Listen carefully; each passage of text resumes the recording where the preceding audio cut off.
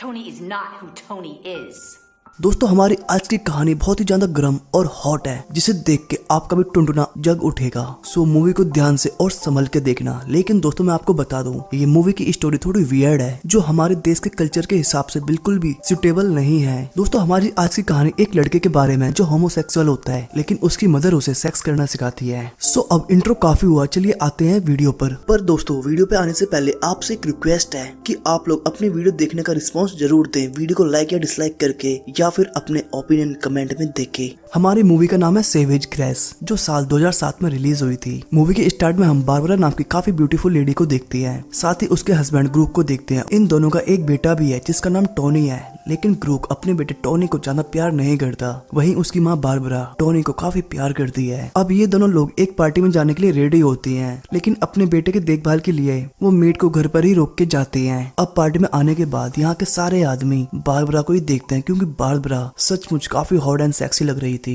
फिर finally Barbara एक table पे बैठ जाती है और अपने दोस्तों के साथ डिनर करती है, जहाँ बारबरा अपनी एक फ्रेंड सुमोन से पूछती है क्या वो $10 मिलियन के लिए किसी इंसान का मीट खा सकती है, पर सुमोन मना कर देती है। फिर बाद में बारबरा अपने हस्बैंड ग्रूक से पूछती है क्या वो $10 मिलियन के बदले सुमोन के साथ सो सकता है, लेकिन ग्रूक बारबरा के इस क्वेश्चन का कोई आंसर नहीं देता। इवन उसे बहुत गुस्सा आता है। अब दोबारा से बारबरा ग्रूक से पूछती है क्या वो पार्टी के बाद मुझे किसी आदमी के साथ भेज सकता है, तो ग्रूक गुस्से से हाँ आप जा सकती हो। और होता भी ऐसा ही है। पार्टी खत्म होने के बाद बारबरा एक अनजान आदमी से लिफ्ट लेती है और उसके साथ चली जाती है, और ग्रूक अपने घर आ जाता है और लेट जाता है। अब रात में बारबरा घर आती है और टोनी को देखने के लिए झुकती है, पर ग्रूक उसे पीछे से काफी अजीब नजरों से देख रहा था। अब हमें कई साल बाद की कहानी दिखाई जाती है, जहाँ टोनी काफी बड़ा हो गया है और वो अपनी मॉम के साथ ही रहता है, क्योंकि उसके डैड ग्रूक अक्सर बिजनेस के लिए बाहर ही रहते हैं। फिर एक दिन बारबरा और टोनी बाहर घूमने जाते हैं, जहाँ बारबरा टोनी से पूछती है बेटे तुम मुझसे कितना प्यार करते हो, तो टोनी बोलता है माँ आपसे मैं दुनिया में सबसे ज्यादा प्यार करता हूँ, आपके लिए कुछ भी कर सकता हूँ। तो बारबरा बोलते क्या सचमुच तुम मेरे लिए कुछ भी कर सकते हो, तो टोनी बोलता हाँ माँ। फिर कुछ दिन बाद ग्रूक अपने फ्रेंड्स दोस्तों को घर लेके आता है और अपनी फैमिली टोनी और बारबरा से इंट्रोड्यूस करवाता है। लेकिन बारबरा अपने बेटे टोनी को इंट्रोड्यूस करवाते हुए बोलती है कि मेरे बेटे को काफी अच्छी फ्रेंच आती है और ये आप लोगों को एक फ्रेंच बुक पढ़ के दिखाएगा। लेकिन टोनी फ्रेंच बुक को बहुत ही कम यानी अच्छे से नहीं पढ़ पाता। तो एक गेस्ट टोनी का काफी मजाक उड़ाता है और बोलता है तुम बोल रही थी कि इसको काफी अच्छी फ्रेंच आती है, इसने तो एक वर्ड भी नहीं पढ़ पाया। अपने बेटे का मजाक उड़ाने पे बारबरा उन गेस्ट से काफी गुस्सा हो जाती है और उन्हें चिल्लाते हुए घर से बाहर निकाल देती है। अब ग्रूक भी बारबरा से गुस्सा होकर रात में एक होटल में जाकर रुकता है, लेकिन रात में बारबरा ग्रूक को मनाने के लिए होटल में जाती है, लेकिन वो मनाने की बजाय उसके साथ वहीं डुपचुक करने लगती है। यानी आप समझ गए वो क्या करने लगती है।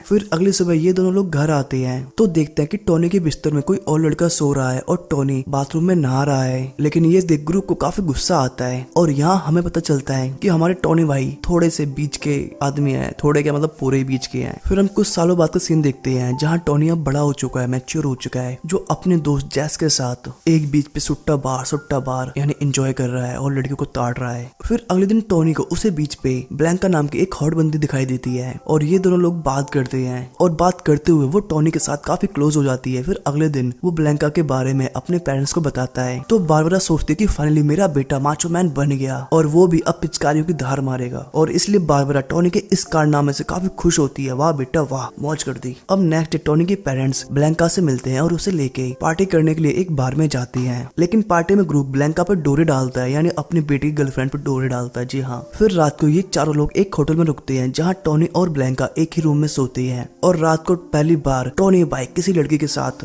डुपचुक करता है, लेकिन थोड़ी देर में उनकी पिचकारी की दम निकल जाती है और वो ठंडे पड़ जाते हैं। फिर कुछ दिनों बाद हम बारबरा को देखते हैं, जो किसी काम से एयरपोर्ट पे गई थी, पर वहाँ वो ग्रूक को ब्लैंका के साथ देखती है। तब बारबरा समझ जाती है कि ग्रूक और ब्लैंका का चक्कर चल रहा है, और ये गर्म सीन देख के वो गुस्से से वहाँ से निकल जाती है, और गुस्से की वजह से वो एक टैक्सी ड्राइवर के साथ अपनी गुल्लक के छेद में पानी भरवाती है और शांत होती है। फिर घर आ जाती है, पर यहाँ आके वो अलग ही नजारे देखती है। वो देखती है कि उसका बेटा टोनी अपने दोस्त जैक के साथ पलंग तोड़ रहा है और ये देख के उसे काफी गुस्सा आता है। फिर कुछ दिनों बाद वो अपने बेटे टोनी को ग्रूक की सच्चाई बता देती है कि ग्रूक और तुम्हारी गर्लफ्रेंड ब्लांका का नैन मटक्का चल रहा है। फिर कुछ दिनों बाद अकेला होने की वजह से बारबरा भी एक फ्रेंड बना लेती है जिसका नाम सैम होता है और वो उसी के साथ रहती थी और सैम भी उसका काफी अच्छे से ख्याल रखता था, मतलब उसकी सारी जरूरतें पूरी करता था जो ग्रूक पूरा नहीं कर पाता था, समझ रहे हो ना। फिर नेक्स्ट डे टोनी भाई सैम से बात करते हुए देखे जाते हैं जहाँ टोनी को पता चलता है कि सैम भी टोनी का एक जुड़वा भाई है, यानी वो भी एक होमोसेक्सुअल है, समझ रहे हो ना, मतलब बीच का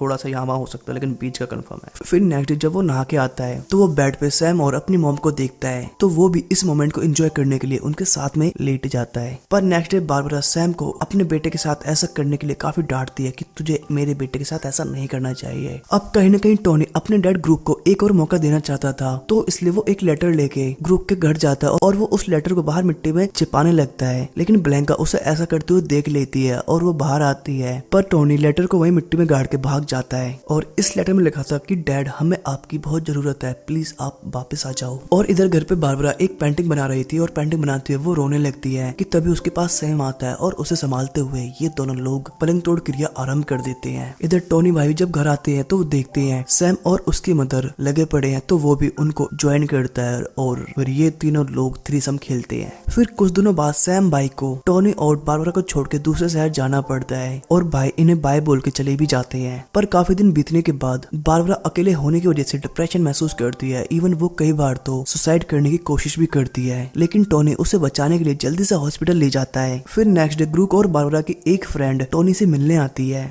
वो टोनी को बताती है कि तुम्हारे डैड ग्रूक अजीब ही किस्म के साइको इंसान है और वो बिल्कुल भी ठीक आदमी नहीं है, तो तुम लोगों को उनसे दूरी रहना चाहिए। फिर कुछ दिनों बाद हम बारबरा और टोनी को एक फ्यूनल में देखते हैं जहाँ ग्रूक और ब्लैंका भी आए होते हैं, लेकिन ग्रूक अपने बेटे टोनी और बारबरा से बिल्कुल भी बात नहीं करता। और अब कुछ महीनों बाद बारबरा और टोनी लंदन शिफ्ट हो जाते हैं जहाँ बारबरा और टोनी नए नए दोस्त बना लेते हैं। फिर कुछ दिनों बाद बारबरा अपनी एक फ्रेंड के साथ मिलने जाती है और घर आके टोनी बारबरा को बताता कि मेरा भी एक गे फ्रेंड बन गया है। और ये सुन के बारबरा को अच्छा नहीं लगता कि उसका बेटा एक गे है, तो इसलिए वो उसकी इस आदत को छुड़ाने के लिए उसे सेड्यूस करने की कोशिश करती है और सेड्यूस करते हुए ये दोनों लोग खुदाई शुरू कर देते हैं और काफी दिनों तक ये लोग ऐसा ही करते हैं, लेकिन पता नहीं क्यों कुछ दिनों बाद टोनी की दिमागी हालत खराब हो जाती है और फिर इसके कुछ दिनों बाद टोनी और बारबरा में किसी बात को लेकर लड़ाई हो जाती है और साइको टोनी भाई चाकू से अपनी मॉम को मार देते हैं और मारने के बाद वो पुलिस को कॉल भी करता है और पुलिस के आने तक वो नूडल्स बॉक्स लेके अपनी मदर की डेड बॉडी के पास ही बैठ के खाता है और जब पुलिस वाले वहाँ आते हैं तो देखते हैं कि ये डेफिनेटली मेंटल हो चुका है और इसलिए पुलिस वाले उसे मेंटल हॉस्पिटल भेज देते हैं। लेकिन कुछ दिनों बाद हमें पता चलता है